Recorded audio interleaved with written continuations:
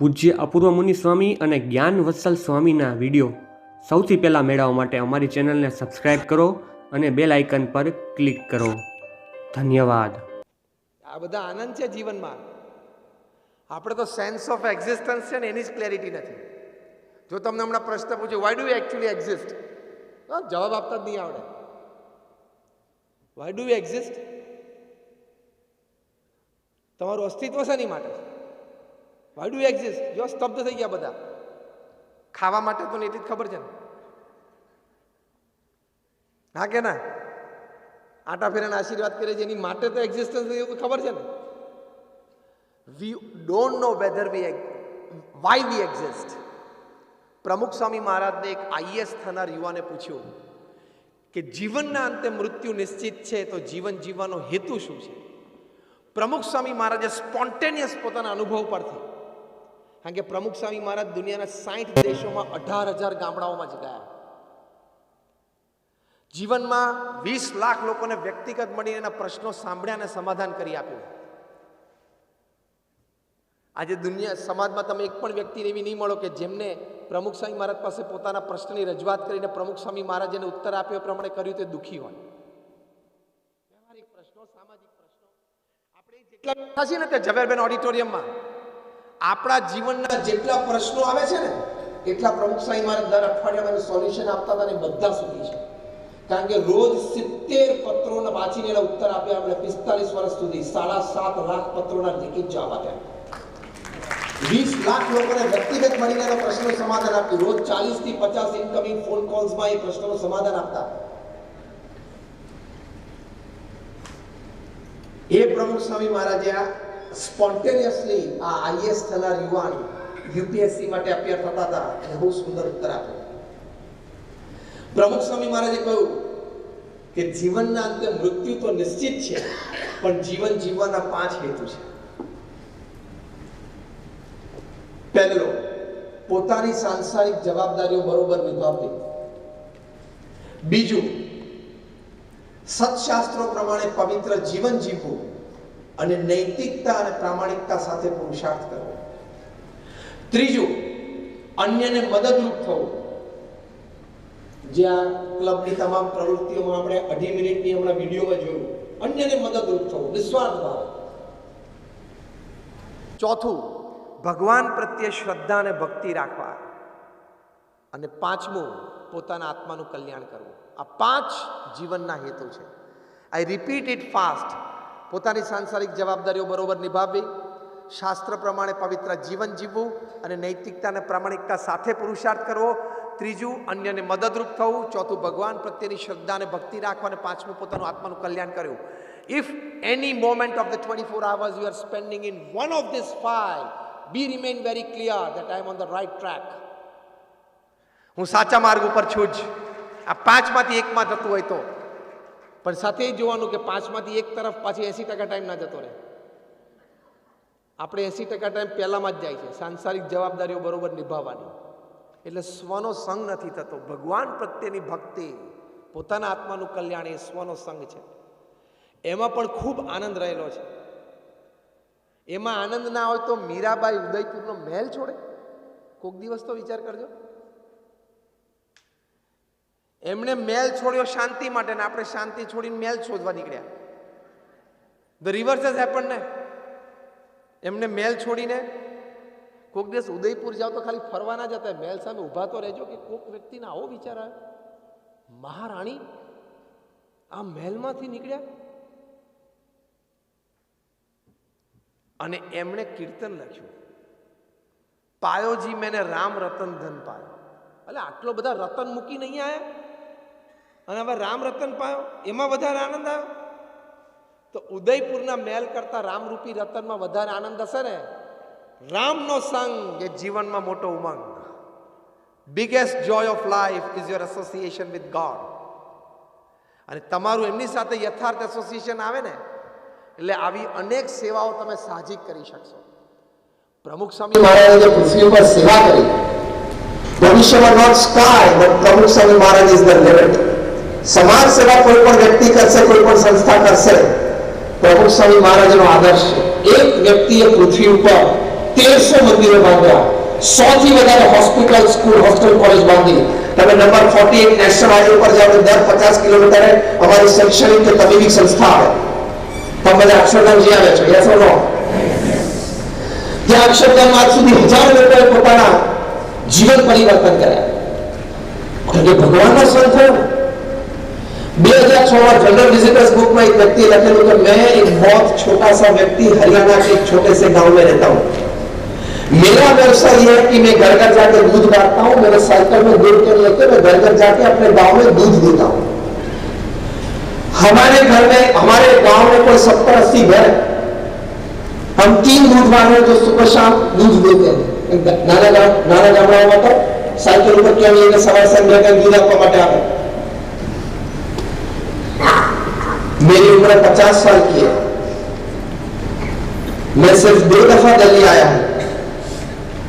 एक बार हमारे गांव में बड़े घर में शादी थी तो बारात में आया था, और अब इस बार सभी ने कहा चलो अक्षरधाम देखने के लिए चलते हैं, इसलिए अक्षरधाम देखने के लिए आया. પછી પેરેગ્રાફ में લખે છે, હવે સાંભળજો.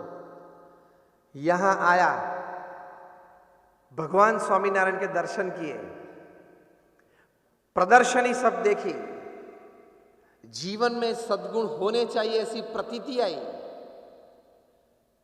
इतना अभिभूत हुआ हूं. यहां अक्षरधाम कैंपस में आया, इतना आनंद आता है. હવે આ છેલ્લું વાક્ય હું શબ્દશઃ નહીં અક્ષરશઃ બોલું છું, સાંભળજો. कि मैं प्रतिज्ञा लेता हूं कि मैं अपने दूध में पानी नहीं डालूंगा. આવો સુધારો થાય ને તો સંગ કર્યો કહેવાય.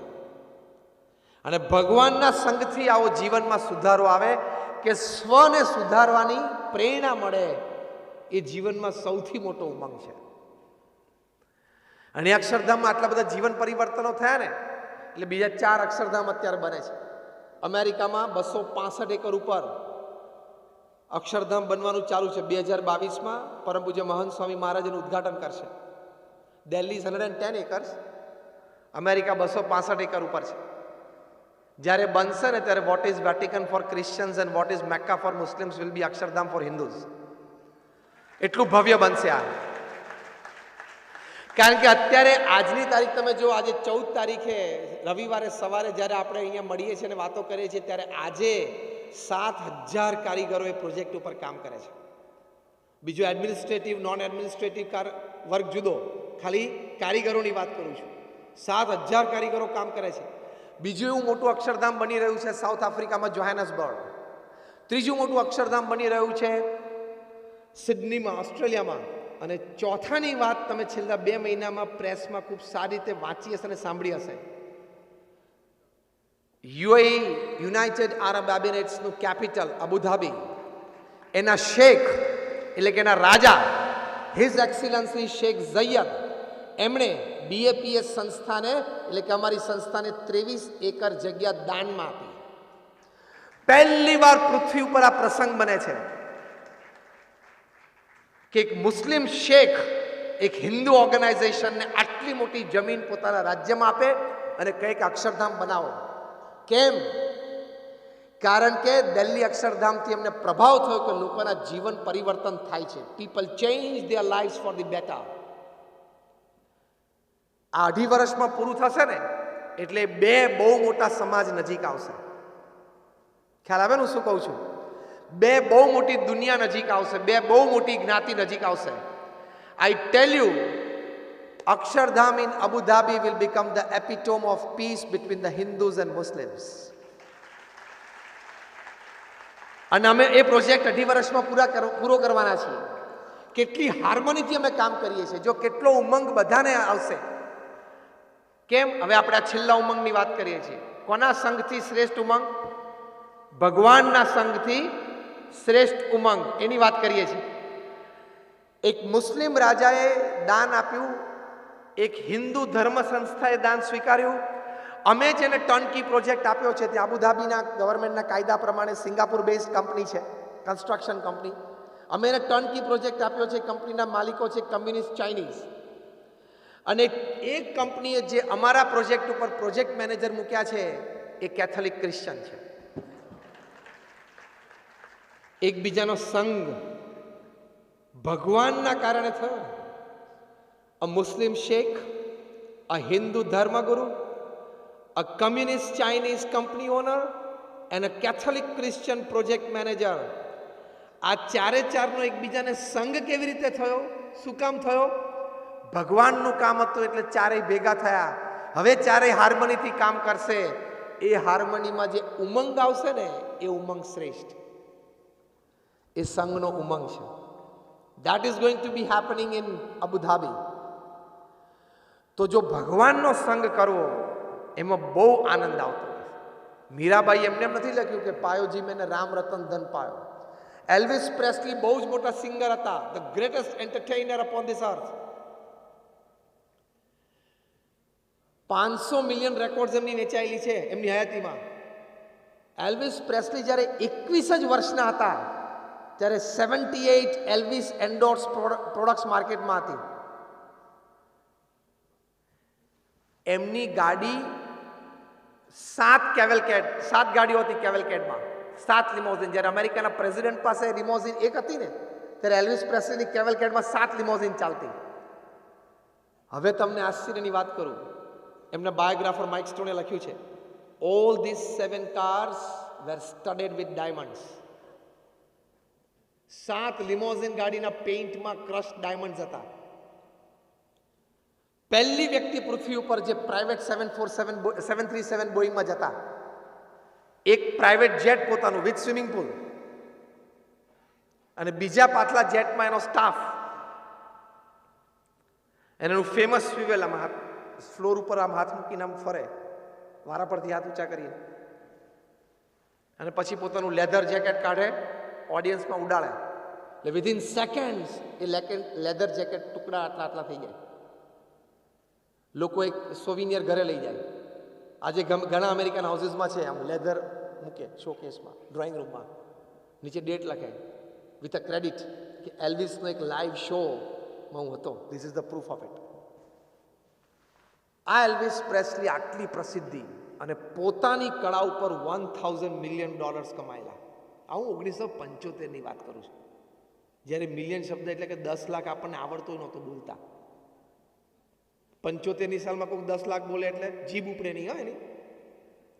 ત્યારે $1,000 મિલિયન સેલ્ફ ફંડ. એમનું ફેમસ કમ્પોઝિશન એ વગાડતા હતા, હાઉ ગ્રેટ thou art. એના સેક્રેટરી જ્યારે અંદર એન્ટર થયા એટલે સેક્રેટરી એમને she asked Elvis Presley, sir how are you feeling? You are the peak of your career, this fame, this money. ત્યારે એલ્વિસ પ્રેસ્લી બોલ્યા પિયાનો ઉપરથી બંને હાથ નીચે પછાડીને, અલોન. મને એકલતાનો અનુભવ થાય. અલ્યા રોજ સાંજે 1000 માણસ તને સાંભળવા આવે છે, આટલી પ્રસિદ્ધિને તને એકલતાનો અનુભવ થાય છે? સંગ કરતા ના આવડ્યું એટલે એકલતાનો અનુભવ. અને ખરેખર અનુભવ એકલતાનો એનો હતો. એટલે 16મી ઓગસ્ટે 1977ના દિવસે રાત્રે 11 વાગે 33 વર્ષની ઉંમરે એલ્વિસ પ્રેસ્લીએ 40 સ્લીપિંગ પિલ લીધી અને સવારે ઉઠ્યા નહીં. He committed suicide. The greatest entertainer upon this earth. Michael Jackson પણ 50 વર્ષની ઉંમરે મૃત્યુ પામ્યા. એની બોડીની ઓટોપ્સી અને પોસ્ટમોર્ટમમાં તમને આશ્ચર્ય થશે, 700થી પણ વધારે પ્રકારની ડ્રગ્સના અંદર ચિહ્નો હતા. આટલા એન્ટરટેઇનર તમે લોકોને ખુશ કરો, તમારા સંગે લોકોને ઉમંગ આવે અને તમને ઉમંગ નહીં જીવનમાં કે you have to commit suicide. આ વાક્ય સાંભળ્યું ને? તમારા સંગે રોજ સાંજે 1000 જણાને ઉમંગ આવે, નાચવાનું મન થાય, અને તમને જીવનમાં ઉમંગ નહીં, તમે યોગ્ય સંગ નથી કર્યો. ચાર્લી ચેપ્લિન કહેતા કે વરસાદ પડે ને ત્યારે હું અવશ્ય રોઈ લઉં, જેથી દુનિયાને ખબર ના પડે કે દુનિયાનો ગ્રેટેસ્ટ એન્ટરટેઇનર એ પણ કોઈક દિવસ રડે છે. મારે પણ અંતરમાં દુઃખ છે. એલ્વિસ પ્રેસ્લીએ સુસાઇડ કર્યો 33 વર્ષની ઉંમરે. $1,000 મિલિયન બેંક એકાઉન્ટમાં હતા. અને સામે મીરાબાઈએ સુસાઇડ તો વાત બહુ દૂર છે, પણ એમને ભગવાનનો સંગ કર્યો. એ પણ સિંગર જ હતા ને, પણ એમને ભગવાનના ભજનો ગાયા ને. એલ્વિસ પ્રેસ્લીએ લોકોને રાજી કરવા માટે, મીરાબાઈએ ભગવાનને રાજી કરવા માટે. તો મીરાબાઈ માટે સુસાઇડ શબ્દો તો બહુ દૂર છે. તમને આશ્ચર્ય થશે કે ભારતમાં અત્યારે 350થી પણ વધારે વ્યક્તિઓ એવી છે કે જેણે મીરાબાઈના ભજન ઉપર રિસર્ચ કરી એમફિલ અને પીએચડી થયા છે, અને આખો પરિવાર એના આધારે જે નોકરી મળી એની ઉપર જીવે છે. ડિફરન્સ ખબર પડી? એક ગાયકે આપઘાત કર્યો અને એક ગાયકે આજે 500 વર્ષ પછી એના એક એક ભજન ઉપર 350 પરિવાર બ્રેડ બટર અર્ન કરે છે. સુસાઇડની વાત તો બહુ દૂર થઈ, લોકો જીવે છે એના આધારે. કેમ? મીરાબાઈએ ભગવાનનો સંગ કર્યો.